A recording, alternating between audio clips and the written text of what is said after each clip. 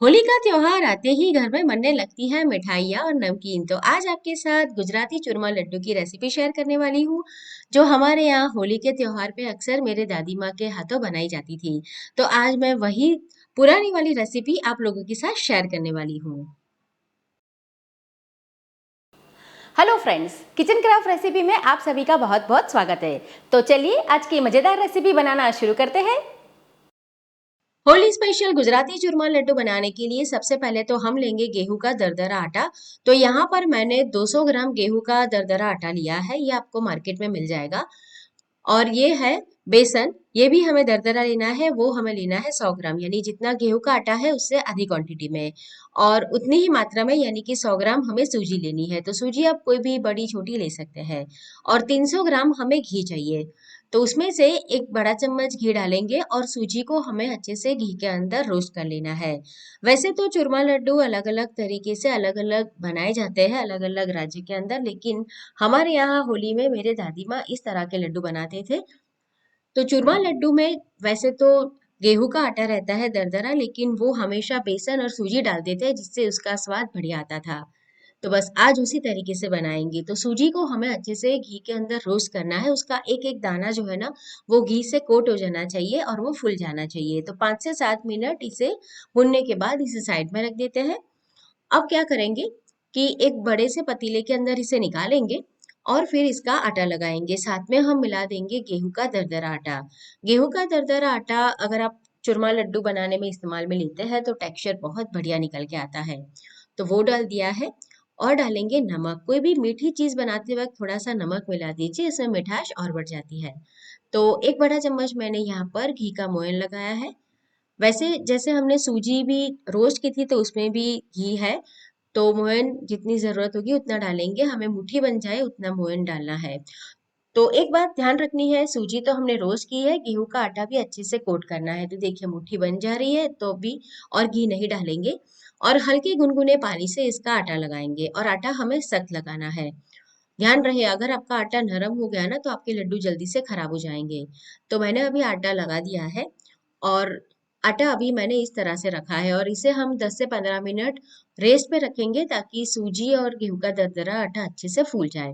तो ढक देते हैं। और आधा कप पानी मैंने इस्तेमाल में लिया है।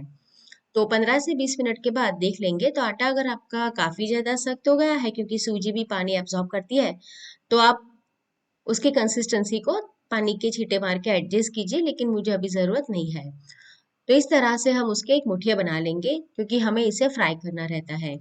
और उंगलियों से निशान बनाएंगे ताकि अंदर तक अच्छे से ये फ्राई हो जाए, क्योंकि ये मोटे रहते हैं काफी।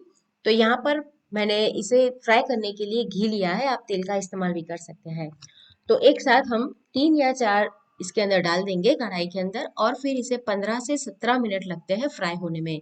क्योंकि ये थोड़े से मोटे रहते हैं तो अगर आप जल्दी इसे फ्राई कर लेंगे तो क्या होगा कि अंदर कच्चे रह जाएंगे और फिर आपके जो लड्डू है ना वो जल्दी से खराब हो जाएंगे। तो हमें इसे 15 से 17 मिनट स्लो फ्लेम के ऊपर फ्राई करना है। इसे चलाते रहिए आप। गैस की फ्लेम को बिल्कुल हम स्लो रखेंगे और उलटते पलटते हुए फ्राई कर लेंगे। इसका एक बढ़िया सा गोल्डन सा कलर आ जाएगा और बहुत ही ऊपर से ये क्रिस्पी भी आपको दिखेगा। तो इस तरह से चलाते रहना बहुत ज़रूरी है ताकि चारों ओर अंदर से भी अच्छे से ये सिक कर तैयार हो जाए। अक्सर हम गलती यही कर देते हैं कि हमें लगता है कि ये अभी फ्राई हो गए हैं, लेकिन अंदर से ये कच्चे रहते हैं। तो देखिए अभी 17 मिनट हो गए हैं और बढ़िया सा कलर आ गया है। तो इस समय पर इसे हम निकाल देंगे और इसी तरह से बाकी की जो बैच है ना उसे भी फ्राई कर लेंगे। तो बढ़िया से हमारे मुठिया अभी फ्राई हो चुके हैं। तो बाकी के फ्राई करके फिर हमें इसे मिक्सर जार के अंदर ग्राइंड करना है। तो हाथों से पहले तोड़ लेंगे और थोड़ा सा ठंडा करेंगे। जब तक ये ठंडा नहीं हो जाता है तब तक आप मिक्सी में ना चलाएं, नहीं तो क्या होगा कि गर्म रहने पर थोड़ी सी इसकी भाप बनेगी और मॉइस्चर होगा जिसकी वजह से भी लड्डू खराब होते हैं। अगर आप छोटी छोटी बात पे ध्यान देते हैं तो ये चूरमा लड्डू 20 से 25 दिन तक बिल्कुल भी खराब नहीं होंगे। तो इस तरह से टुकड़ों में इसे कट करके छोड़ देते हैं, इस तरह से हाथों से ही तोड़ के छोड़ देते हैं थोड़ी देर ताकि ये ठंडे हो जाए। फिर मिक्सी में हमें इसे ग्राइंड करना रहता है। वैसे पुराने जमाने में तो खलबत्ते के अंदर इसे ग्राइंड किया जाता था, मतलब कि तोड़ा जाता था, लेकिन आज तो मिक्सी आ गई है, हमारा काम काफी आसान हो गया है। तो अब ये ठंडा हो गया है तो मिक्सी के जार में डाल के मैं इसे पीस लूंगी। और पीसने के बाद इसे छाना भी जाता है। आपके यहाँ होली में कौन सी मिठाइयाँ बनाई जाती है, कमेंट करके मुझे ज़रूर बताइए। हमारे यहाँ तो होली में अक्सर ये लड्डू बनाए जाते हैं। तो देखिए हम इसे ग्राइंड कर लेंगे। और ग्राइंड करने के बाद मुझे लग रहा है कि इसके अंदर बिल्कुल भी गुठलियाँ नहीं है, कोई भी बड़ा नहीं, अच्छे से ग्राइंड हो गया है, तो मैंने इसे छाना नहीं है। मैं चेक कर लेती हूँ, लेकिन कोई भी बड़ी गुठलियाँ नहीं है, तो मैं इसे नहीं छान रही हूँ। लेकिन अगर आपको लगे कि ये अच्छे से आपका ग्राइंड नहीं हुआ है, तो एक बार छान लीजिए आप। अब जो घी था उसमें से थोड़ा घी मैंने निकाल दिया है। और बाकी जो है उसमें हमने जो बेसन लिया था दरदरा, उसको हमें भूनना है।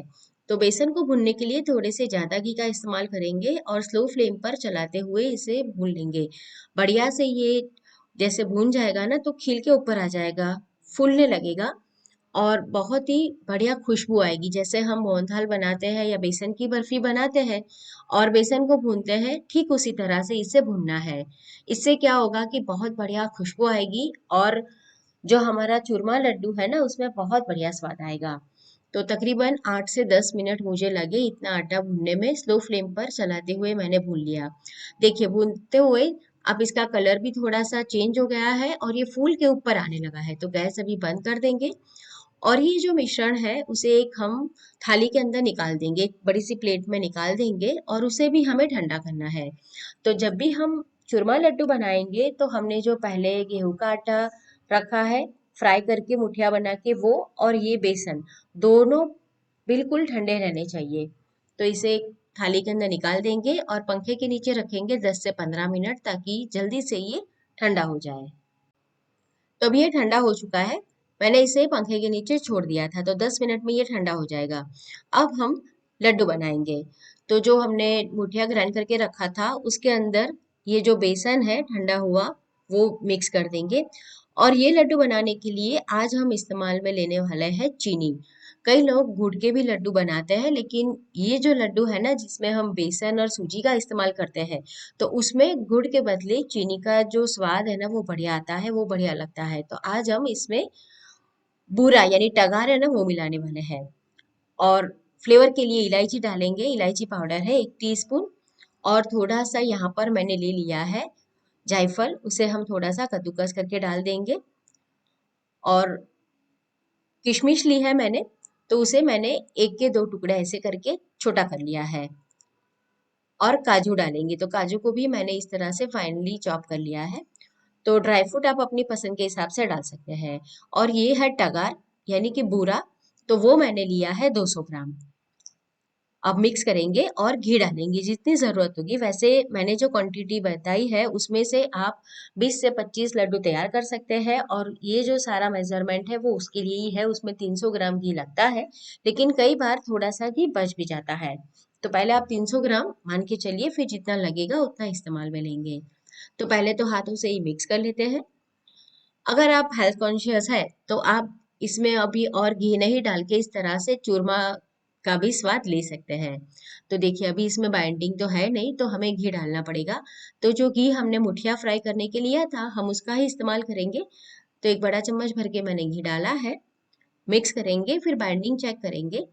और क्या होगा कि जब आप इस तरह से बाइंडिंग चेक कर रहे हैं ना तब आपको ऐसा लगेगा कि घी है। लेकिन जब इसके अंदर हमने वो जो बूरा डाला है वो अपने अंदर थोड़ा सा घी एब्जॉर्ब करेगा, तो उसके बाद थोड़ा आप जब रखोगे 1-2 घंटे के बाद तो आपके लड्डू है ना उसमें से घी कम हो जाएगा, मतलब मॉइस्चर कम हो जाएगा। और फिर आपके लड्डू जब आप तोड़ने जाएंगे ना तो जल्दी से टूट जाएगा, बिखर जाएगा। तो घी आप थोड़ा सा डालें जब आप बना रहे हैं, तो आपको उस समय लगना चाहिए कि घी थोड़ा सा है उसके अंदर, बस उतनी क्वांटिटी में आपको डालना है। तो बस इस तरह से लड्डू तैयार करेंगे। तो देखिए एक हाथ सीधा रखिए और उसके ऊपर इस तरह से आप इसे बाइंड करते जाइए और बहुत ही मतलब आपको टाइटली इसे बाइंड करना है ताकि ये बिखरे नहीं। तो इस तरह से हम लड्डू तैयार करेंगे। और आपको अगर जैसे एक ही साइज के बनाने हैं तो आप कोई भी ऐसे कटोरी ले लीजिए और उसके अंदर इस तरह का मिश्रण लीजिए और फिर लड्डू बनाइए। तो आपके सारे जो लड्डू है ना वो एक ही तरीके से बनेंगे। देखिए एक हाथ सीधा रखिए और दूसरे हाथ से इस तरह से लड्डू का शेप बनाते जाइए। तो बहुत ही आसान है और इसे आपको टाइटली बांधना है ताकि ये बिल्कुल भी खुले नहीं। और इस तरह से जब तैयार हो जाए तो इसके ऊपर आप पोस्तो दाना यानी पॉपे सीड जिसे खसखस बोलते हैं वो लगा दीजिए। ये टोटली ऑप्शनल है, कई लोग नहीं खाते हैं। तो आप स्किप भी कर सकते हैं। और अगर आपको हाथ से नहीं बनाना जम रहा है तो आप इस तरह से जो आता है इस तरह का लड्डू मेकर, तो आप मोल्ड ले लीजिए और उसको घी से ग्रीस कर दीजिए, फिर उसके अंदर ये सारा मिश्रण लगा दीजिए और फिर एक प्लेट के ऊपर इसे उल्टा कर दीजिए। तो बहुत ही आसान तरीके से आपका चूरमा लड्डू वो भी शेप वाला तैयार हो जाएगा। तो बहुत ही आसान है, आपको जिस तरीके से पसंद आए उस तरह से बना सकते हैं। तो फ्रेंड्स, आज की रेसिपी आपको कैसी लगी कमेंट करके मुझे ज़रूर बताएं, और ऐसी नई नई रेसिपी देखने के लिए मेरे चैनल किचन क्राफ्ट रेसिपी को सब्सक्राइब नहीं किया है तो ज़रूर करें। वीडियो को अपने दोस्तों और फैमिली के साथ भी शेयर करें। तो फिर से मिलेंगे नई मज़ेदार रेसिपी के साथ।